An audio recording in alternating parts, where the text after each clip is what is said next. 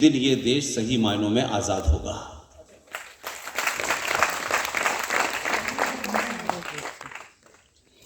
आज स्थिति ये है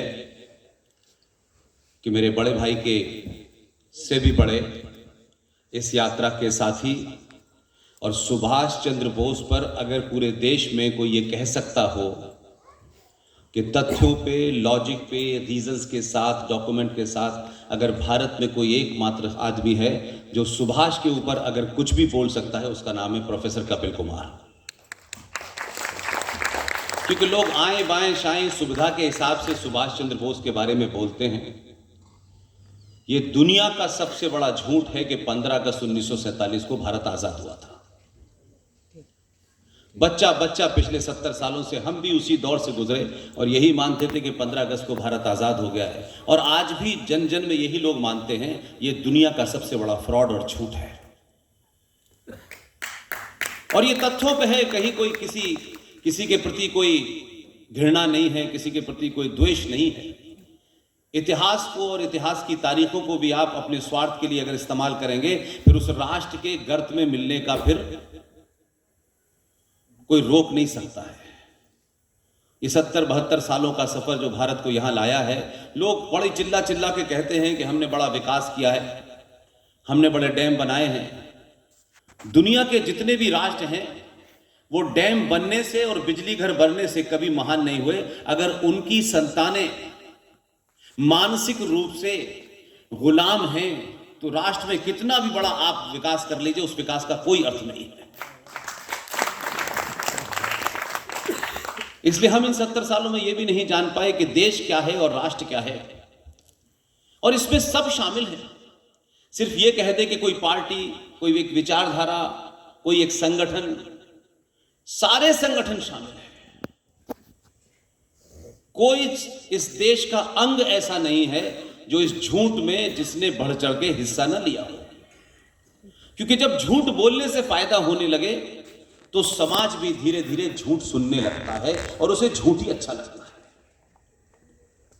लेकिन सच की एक प्रवृत्ति होती है, उसकी एक टेंडेंसी होती है कि सच को आप जितना गहरा दबाते हैं, सच 100 साल लेगा, 200 साल लेगा, लेकिन जब वो सच जमीन से बाहर निकलेगा तो पूरी दुनिया देखती है उसको।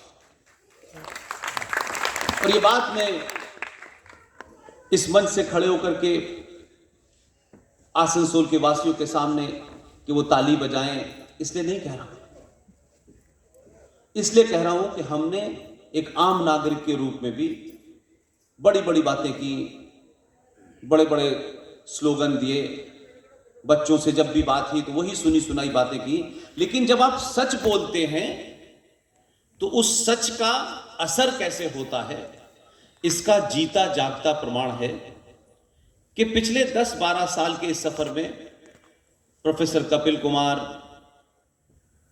Major general GD. Bakshi, colonel RSN. Singh, Sushil Pandit, professor Pawan Sinha, Lalit Ambardar, ये नाम अक्सर आप मेरे मुंह से सुनते होंगे और अलग अलग जगह टेलीविजन पे भी देखते होंगे।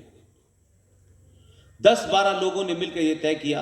और एक महत्वपूर्ण नाम, मैं अक्सर इसे भूल जाता हूं कि वो पब्लिक स्पीकिंग में कम रहते हैं और लिखने पढ़ने का ज़्यादा काम करते हैं, युवा हैं, बेहतरीन इंसान हैं और उन्होंने इस धारा को मोड़ने में बहुत बड़ा काम किया है। हम सबका भी शायद उतना बड़ा उसमें रोल नहीं है। हाँ, हम उनके पीछे जरूर खड़े रहे। उनका नाम है अनुज धर। अनुज धर वो शख्स हैं जिनके प्रयासों से दुनिया भर में सुभाष जी के बारे में जो पाखंड और झूठ था, उनके ओरिजिनल डॉक्यूमेंट लेके आए और उसकी बुनियाद के ऊपर उन्होंने अपनी स्टडी की और देश के प्रधानमंत्री को 2014 में इस बात की गुहार लगाई कि आप सिर्फ सुभाष जी से रिलेटेड जितने भी क्लासिफाइड डॉक्यूमेंट हैं उनको डीक्लासिफाई कर दें। प्रधानमंत्री ने अपना समय लिया, वो डीक्लासिफाई हुए, सार्वजनिक लोगों के पहुंच तक वो कागज आए और उन्होंने उस पर किताब लिखी। और आज हम ये देख रहे हैं कि सच जब आप बताते हैं और संचार क्रांति के इस दौर में कोई कितना भी बड़ा बुजुर्ग हो, कोई कितना भी बड़ा महान आदमी हो, अगर वो झूठ बोल रहा है तो सबसे नीच आदमी है। इसलिए सनातनी हिंदू समाज में उम्र का लिहाज होता है। हमारे समाज में कभी किसी की तारीफ इसलिए नहीं की जाती है कि वो बड़े पद पे बैठा है, क्योंकि बड़े पद से ज्ञान का कोई संबंध नहीं है।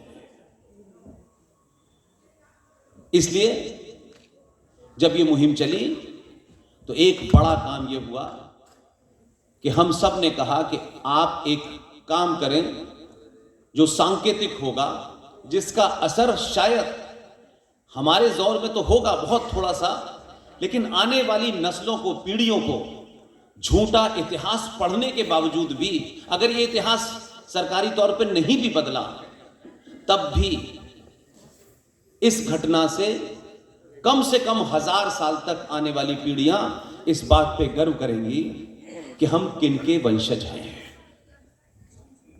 एक मुहिम चलाई और मुहिम चलाने के बाद वो मुहिम परवान चढ़ी और सिर्फ हमारा इतना ही कहना था कि अगर ये देश जो सुबह से शाम तक पढ़ाया जाता है आजाद हो गया है, आजाद हो गया है, क्या कंट्राडिक्शन है कि ब्रिटिश साम्राज्य के अंदर जो आखिरी वाइसरॉय था लॉर्ड माउंटबेटन, 15 अगस्त 1947 को, जिसको कहा जाता है कि आजाद हो गया, उस दिन वो भारत का पहला गवर्नर जनरल बन गया। भारत की नौसेना का एडमिरल एक अंग्रेज, वायुसेना का अंग्रेज, आर्मी का अंग्रेज, और 54 तक रहे और कहते हैं हम आजाद हैं। और ये झूठ छुपाया भी गया और लोगों ने पढ़ने की कोशिश नहीं की, लेकिन संचार क्रांति के इस दौर में आप पढ़ सकते हैं। इसलिए यह भी झूठ चलाया गया कि पहले प्रधानमंत्री हैं वो फूल वाले चचा, खूब कबूतर उड़ाते थे वो। अब जब लोग सवाल पूछ रहे हैं कि फूल वाले चचा ने शपथ कब ली, तो बताते नहीं है। 42 से नीचे, अब गली गली में लोग पूछ रहे हैं, और इस पूछने को ही मैं जागृति मानता हूं। और इस पूछने का असर यह हुआ कि ऐसा नहीं होता है कि आप कोई बात कहते हैं तो लोगों के कानों में नहीं जाती है, लेकिन सवाल यह है कि आप उस बात को कितने कन्विक्शन और कॉन्फिडेंस के साथ कहते हैं।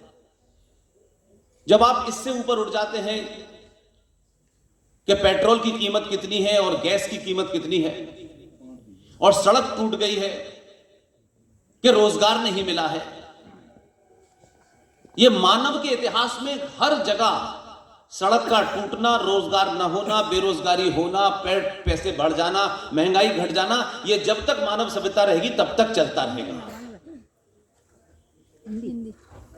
इसलिए उस दबाव ने 1968 तक भारत के अंदर जो सत्ता का केंद्र है, जिसे आप राजपथ कहा करते थे किसी समय, जहां लोकसभा, राज्यसभा, राष्ट्रपति भवन, प्रधानमंत्री का कार्यालय, देश के बड़े बड़े मंत्रालय वहां हुआ करते थे, वहां से राष्ट्रपति भवन से एक सड़क निकलती है और इंडिया गेट पे जाकर के वो समाप्त हो जाती है।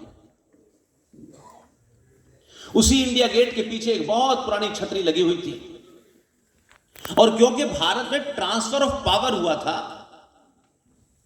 तो जो लोग यहां से गए वो अपने ही चाटुकारों को सदगद्दी पे बिठा गए। तब वहां एक बड़ी छतरी थी इंडिया गेट पर, उसके ऊपर जॉर्ज पंजम की मूर्ति लगी हुई थी। वो मूर्ति 68 में हटी, तब से वो इंडिया गेट पे छतरी खाली थी। और बीच बीच में कोशिश हुई, वो जो महान हैं, हमारे राष्ट्रपिता हैं, कब बने, कहां बने, हमारे पिता कैसे बने, हमें पता नहीं, और उनकी मूर्ति लगाने की कोशिश हुई। फिर एक बार इंदिरा गांधी की लगाने की कोशिश हुई। और अगर आप स्पिरिचुअल आदमी हैं तो क्या कारण है, आज जब मैं देखता हूं कि उन लोगों की ताकत थी, सब कुछ था, लेकिन फिर भी मूर्ति नहीं लग पाई। और एक मुहिम चली पूरे देश में कि अगर इस छतरी पर मूर्ति किसी की लग सकती है, तो जिसने ब्रिटिश इंडिया, उस साम्राज्य को चुनौती देते हुए 21 अक्टूबर 1943 को भारत की आजादी की घोषणा की, सरकार बनाई, दुनिया के 11 राष्ट्रों ने उसे मान्यता दी। उस आदमी की मूर्ति लगनी चाहिए। और जब आप भावनाओं में कोई बात नहीं कहते, किसी एजेंडे के तहत नहीं कहते, तो लोगों को, चाहे वो आपकी शक्ल से परेशान हो, आपकी आइडियोलॉजी से परेशान हो, तब भी ये सवाल उनके मन में होता है कि इसमें कोई ऐसी बात तो नहीं कही है जिससे किसी संगठन का, किसी पार्टी का कोई फायदा या नुकसान होना है। और ये मुहिम चली और सत्ता के केंद्र पे जो सबसे ताकतवर आदमी था, उसके कान में भी गई ये बात। तब आंध्र प्रदेश के एक पहाड़ी से एक बड़ी चट्टान को काट के लाया गया और 9 सितंबर 2022 को इंडिया गेट पे जो छतरी थी, उस पे 28 फीट ब्लैक ग्रेनाइट की मूर्ति सुभाष चंद्र बोस की स्थापित की गई।